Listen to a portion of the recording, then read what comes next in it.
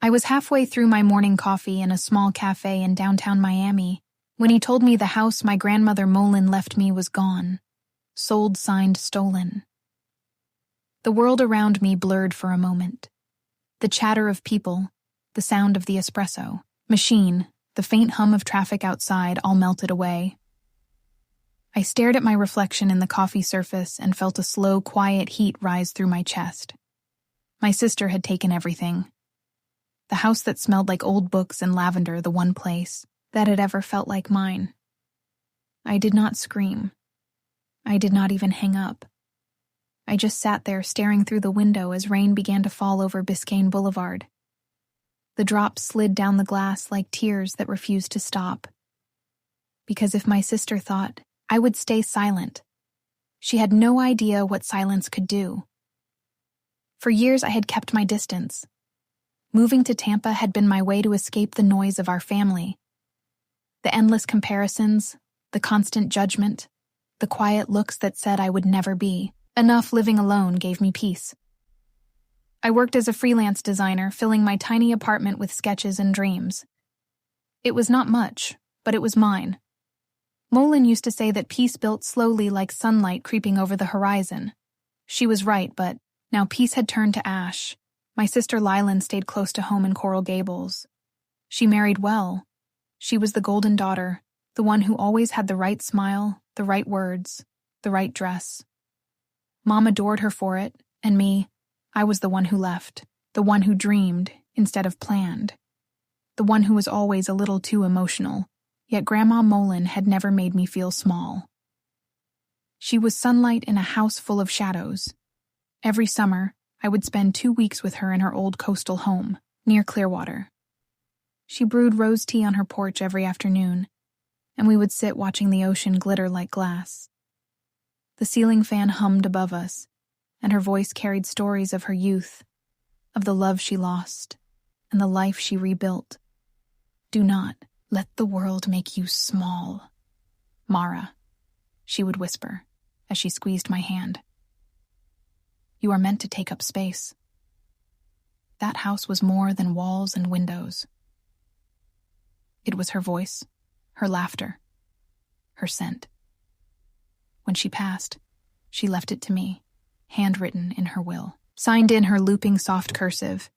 It was her way of saying, I see you even if no one else does. After the funeral, Lilan handled everything. She looked perfect in her beige dress, greeting relatives and arranging flowers. I thought she was just being responsible, turns out. She was rewriting more than paperwork. Mom used to sigh on the phone telling me to be more like my sister. She has her life together, she would say. I would bite my tongue and let the words slide off. Because arguing never changed. Her mind, I had learned that fairness in our family was like trying to catch fog with bare hands. So when my lawyer called that morning telling me the property had been sold, my world shifted. The shock was cold and sharp, like a blade sliding through Stillwater. For a moment I imagined Lilan signing those papers with her polished smile, the one she used when she wanted to look innocent. I opened my laptop scrolling through photos until I found one of Grandma Molin and me sitting on her porch. Her hand was on mine, the sunlight catching the silver ring she always wore. My throat tightened.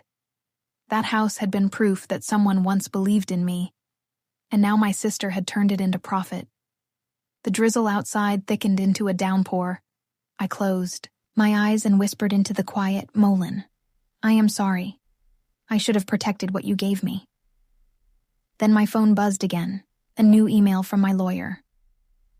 Subject line read, Inconsistencies found. My pulse quickened. Douglas, the lawyer's voice came through, steady but tense. Mara, there is something off about these documents, he said. The notary stamps do not match, and the signature looks practiced. Practiced, I repeated, though I already knew the answer. He sighed softly, almost like he pitied the situation. Silly girl, he muttered. Not at me, but at whoever thought they could get away with this. Your sister must have forged it. Those words hit like thunder. Silly girl. They echoed in my head, but the meaning shifted. To him it was surprise. To me, it was a spark. Maybe I had been naive before, but not anymore. I minimized the call and opened my email. There it was, the scanned copy of Molin's original will. The signature on the fake deed looked close, but not perfect. The loops were tighter, the strokes heavier. Lilan always pressed too hard when she wrote. She liked to leave marks on paper and people. Outside, the rain still fell in crooked lines blurring the world. Inside my chest, something sharp began to form, anger and heartbreak shaping into quiet resolve. Molin once told me, "If someone steals from you, they are not taking what is yours, they are showing who they are." Now, I finally saw who my sister was. Douglas cleared his throat through the line. "Listen, Mara, do not confront her yet. We will need proof. I will pull the property, logs, and the payment files. Stay quiet for now." I nodded, though he could not see me. "Just find out how deep it goes," I said. When the call ended, the silence in my apartment felt heavy. The air hummed with electricity. I looked at my trembling hands over the keyboard. This was not just about the house. It was about every dinner where she had outshone me, every eye roll when I spoke, every sigh when I dared to dream. Maybe I was emotional, but this time, emotion would be my weapon. I spent the next few hours digging through old files and letters. Grandma's handwriting danced across yellowed paper and faded notes. Every curve and loop became evidence. When I placed them beside the estate transfer, the difference was clear as day. The forgery looked almost perfect, that almost would destroy her. By midnight, the table was covered in papers and half-empty mugs. I sent Douglas the scans and typed one final line before hitting send. She thought I would not notice. She was wrong. A few seconds later, my phone buzzed again. A text from a blocked number. "You have been asking questions." My heart skipped. I typed back, "Who is this?" No reply, only 3 dots appearing then. Vanishing. I sat still in the darkness. The city outside was quiet, except for the rain tapping the window. The sound felt like a warning, a promise, and a beginning all at once. The next morning, sunlight filtered weakly through the blinds. Painting pale lines across my desk, I had not slept. The text from the blocked number kept replaying in my head like a whisper that would not fade. "You have been asking questions. Questions. About truth, about family. About betrayal." 9:30. My phone rang again. I almost ignored it until I saw the name Lilan. For a long minute, I stared at the screen. Her name glowed bright, cold, and sharp against the dark background. I felt my throat tighten as I swiped to answer Mara. Her voice burst through cheerful, sweet like syrup poured over poison. "You will not believe how busy I've been," she said, laughing lightly. "I finally sold Grandma Molin's house. Closed the deal last week." The words dropped, like stones in my chest. "You sold it," I said quietly. "Yes," she replied. "Sounding proud, cash. Offer 320. The realtor said. "I handled it like a pro. Anyway, I wanted to thank you for not getting in the way. I know all that legal stuff overwhelms you." I said nothing, not because I could not speak, but because my voice would have shaken with rage. She went on, unaware or pretending to be. "I am sending you 10,000 next week." She continued, "I figured you could use help with rent over there. 10,000, crumb from the inheritance that was mine." "Lilan," I said slowly, "you do realize that house was left to me?" She laughed softly, like I had made a joke. "Oh, come on, Mara. Grandma wanted it for both of us. You are off chasing art and dreams. I handled everything. For the family. For the family." She said it like a crown. She thought she deserved. "You forged her signature," I said flatly. Her tone changed. Sharp, colder now. Watch what you are saying. Mara, you have no idea what you are talking about. Actually, I do, I said. Douglas. Found inconsistencies, stamps that do not exist, writing that does not match silence, then her forced laugh. You are being dramatic again. Maybe that lawyer of yours wants more money. Do not embarrass yourself. And then she hung up. I sat staring at my reflection. In the rain-streaked window, my face was pale calm still. My pulse steady. I picked up my phone, pressed record, and saved the call proof. Her arrogance had handed it to me. By noon, I had sent the file to Douglas with a single note: proceed. He replied minutes, later understood. For hours after the call, I sat still, letting the weight of it all sink in. The betrayal cut deeper than I thought it could. It was not about money anymore. It was about every time I had swallowed words, every time I had let her walk away with my silence. When Mom called that night, I almost did not answer, but guilt made me press accept. Sweetheart, she said gently, I just spoke to Lilan. She told me she sold Grandma's house. Such a relief to have it handled. I repeated, my voice trembling. Has been working so hard. Mom said, you should be proud of her. Proud. The word burned in my chest. Did she tell you who inherited it? I asked. A pause. She said it was divided equally. Mom replied, that is not true. I whispered, Grandma left it to me. Oh, Mara. She sighed, tired already. Why start drama? Your sister has done everything right. Please let it go. The call ended. I sat in the quiet, letting her words echo through the dark room.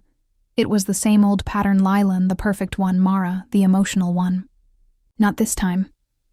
I opened a new folder on my laptop and named it Truth. Inside, I began to drop everything: recordings, photos, signatures, emails, letters, each file a piece of a puzzle that would finally expose her. 2 days later, Douglas called. His voice was brisk but calm. We filed the fraud report. Mara, the court issued a freeze on the proceeds from the sale. Lilan is about to find out. I pressed the phone to my ear.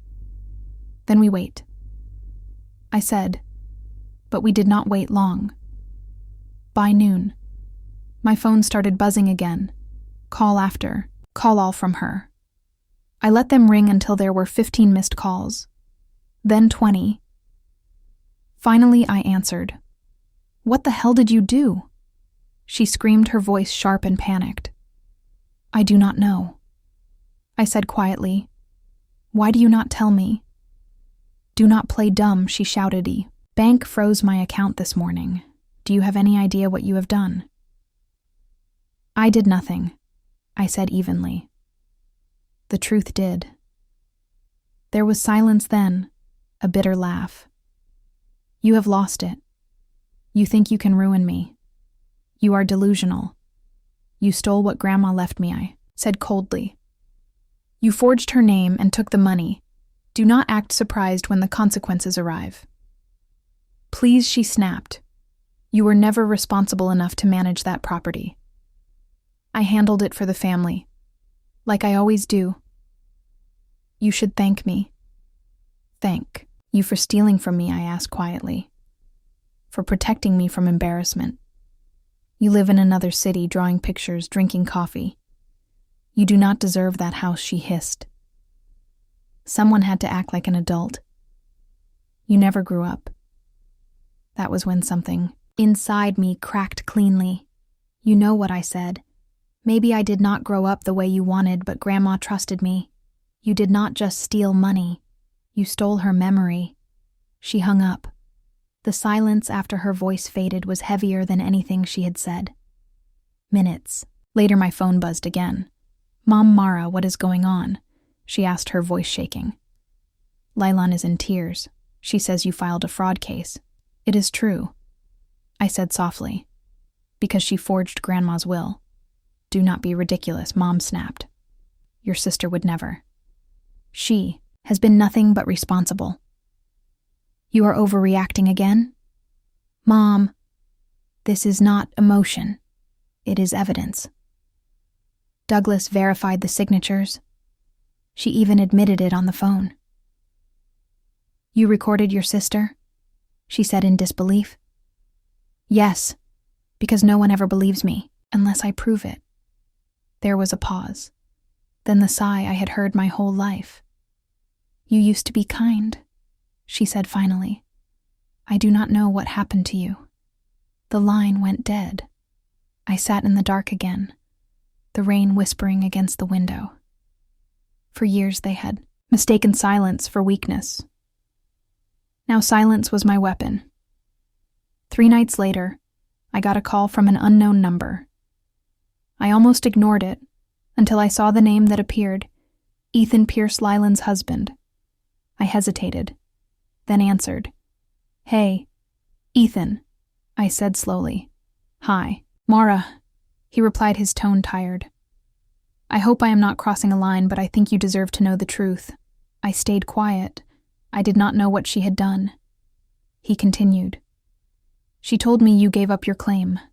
I believed her. But after the bank freeze, I started looking through things. She forged it all. Mara, the will, the notary, everything. She said you would never notice from Tampa.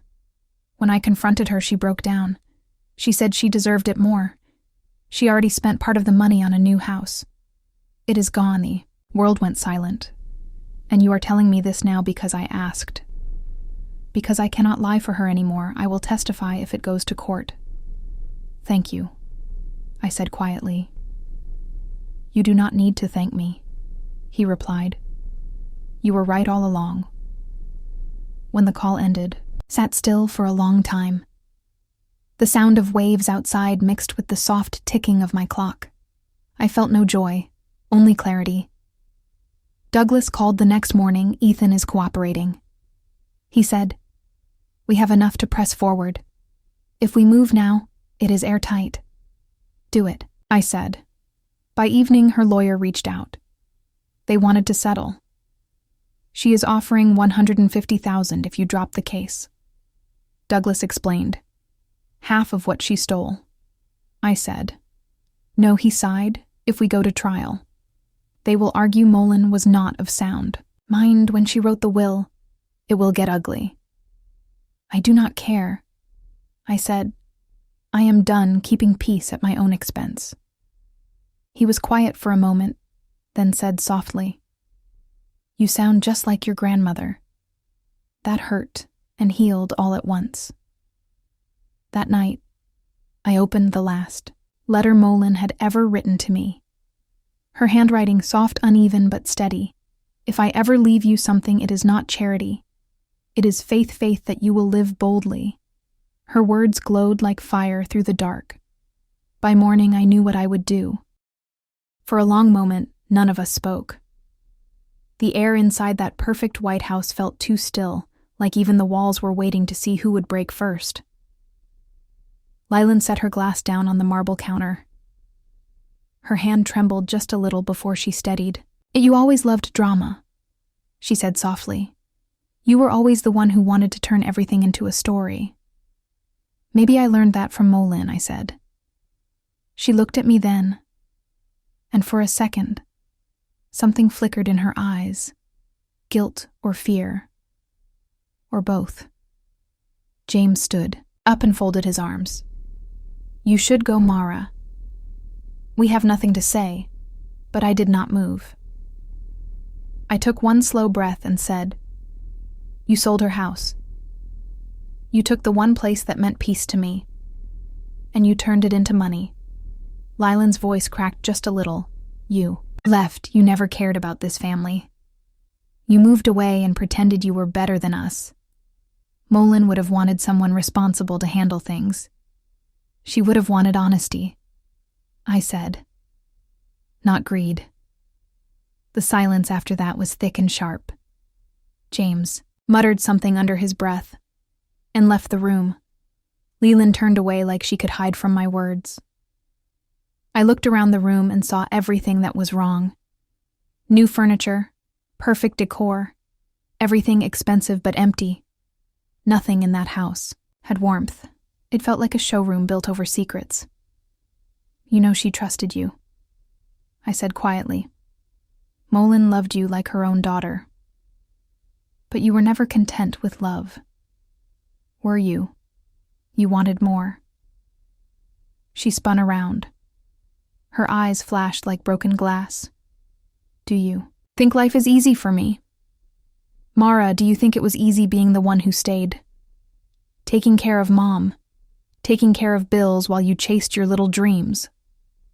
I took a step closer. Molin paid for Mom's care. You know that. She helped both of us. You didn't take care of anyone. You took what was convenient and called it sacrifice. Her lip trembled. For a heartbeat, she looked small. Then she straightened. It's done. Mara. The papers are signed. The house is gone. You can't undo it. Maybe not, I said, but I can make sure you never do this to anyone again. I left before she could answer. The sun outside hit me like fire. I stood there breathing hard, feeling anger mixed with heartbreak. The air smelled like wet asphalt and jasmine from the neighbor's yard. Somehow it reminded me of Grandma Molin's garden. That night I drove to Clearwater. The house was gone, sold, demolished.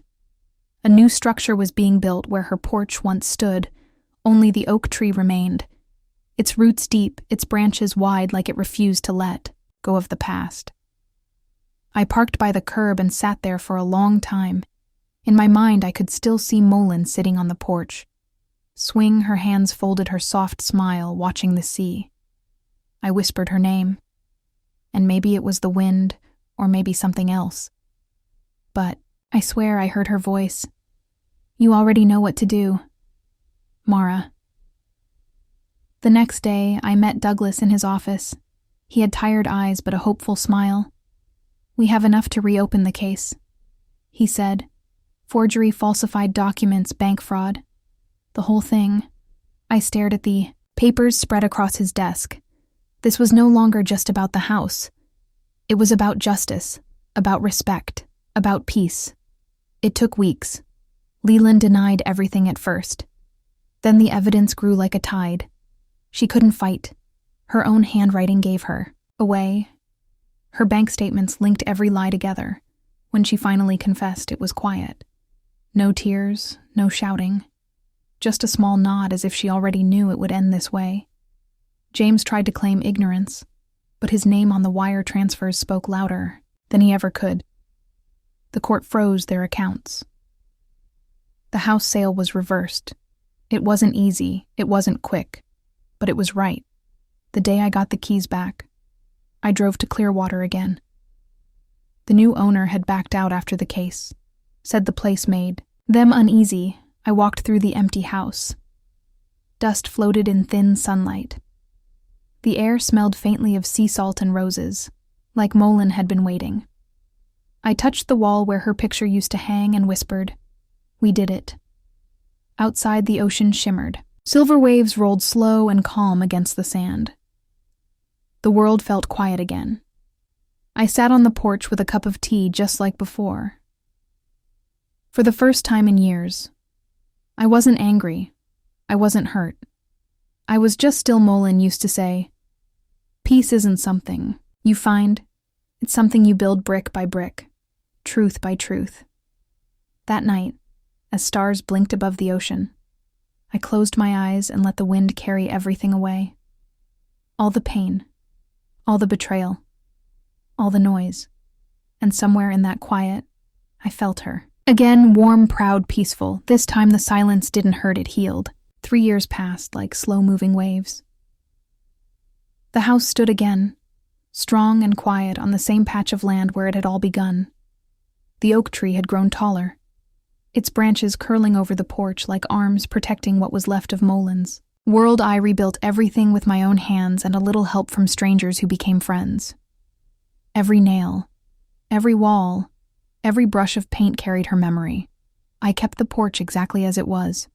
Same swing, same wooden floor, same view of the endless. Sea life had softened around the edges. I worked again. designing homes for others, and somehow that felt right, turning emptiness into comfort, turning pain into beauty. Sometimes at night, I would sit on the porch with a cup of tea and watch the horizon fade into silver. The ocean had a way of forgiving even when people could not. Then one afternoon, while the sky burned gold, I saw a car stop by the gate. It was small white, a little dusty. For a moment I thought it was a stranger. Then she stepped out, Lilan.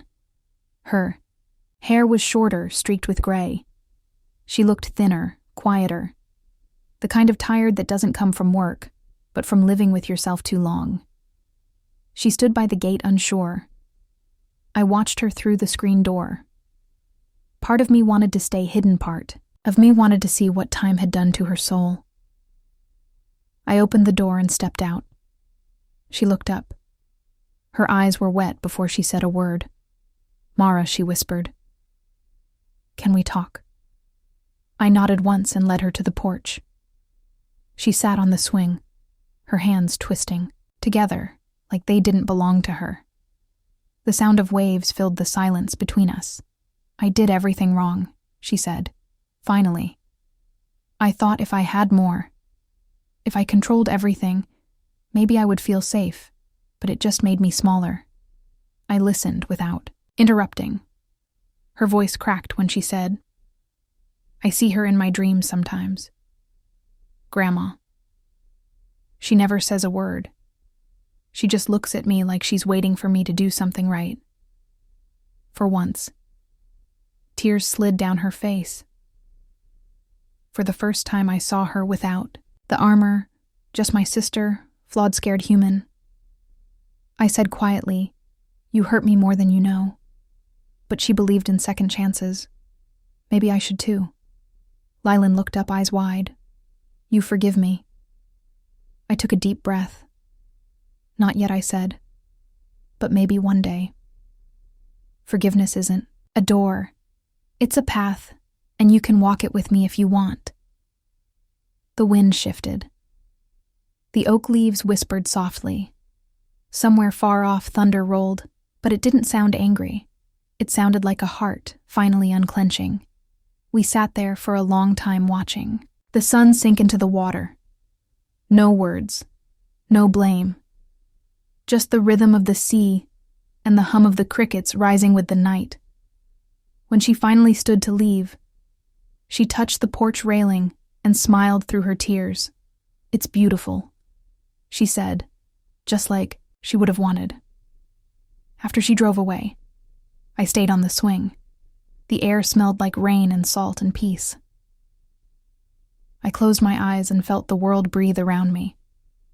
Molen used to say, "Forgiveness isn't letting someone win. It's letting yourself rest." For the first time in years, I felt rest settle into my bones, the kind that doesn't fade with morning light. I looked at the horizon and whispered, "I am home now." The sea answered with a soft wave breaking on the shore, and I knew she was there, not gone. Just quiet, just peace.